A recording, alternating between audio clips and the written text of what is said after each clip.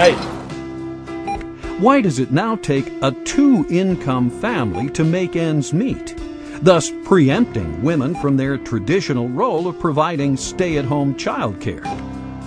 Why do we see a never-ending expansion of government, even though our elected officials endlessly promise to reduce it?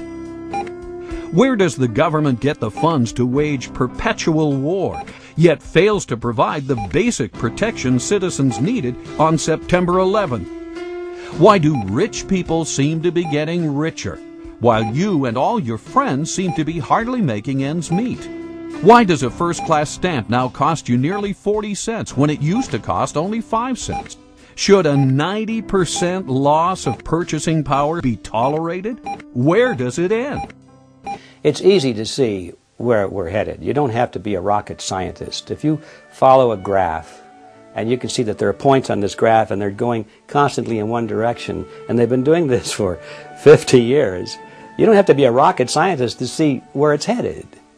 Where this graph is headed is for total destruction of our monetary system.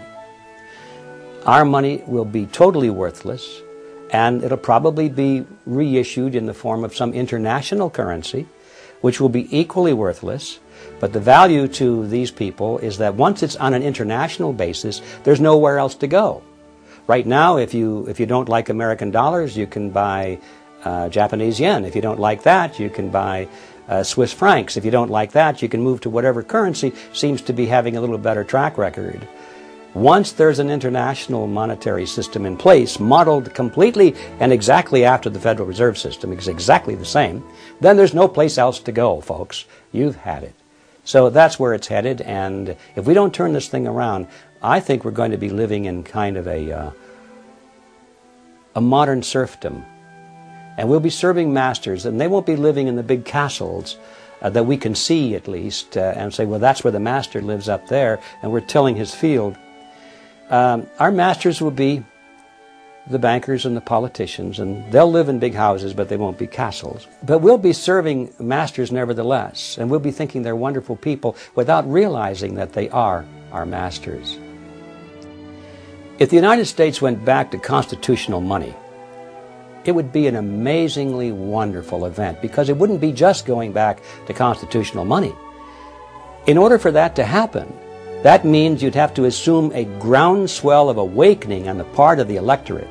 And they would understand not only what's happening in the monetary system, but what's happening across the board in our political system.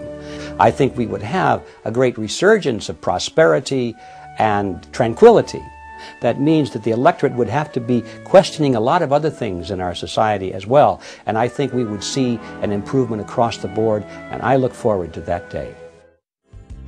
Americans need to stay on top of one of their most influential institutions, the Federal Reserve System. They need to start asking questions, not only of their representatives, but of no less than the President of the United States, whose sworn duty is to uphold the law of the land, especially the supreme law of the land, the U.S. Constitution.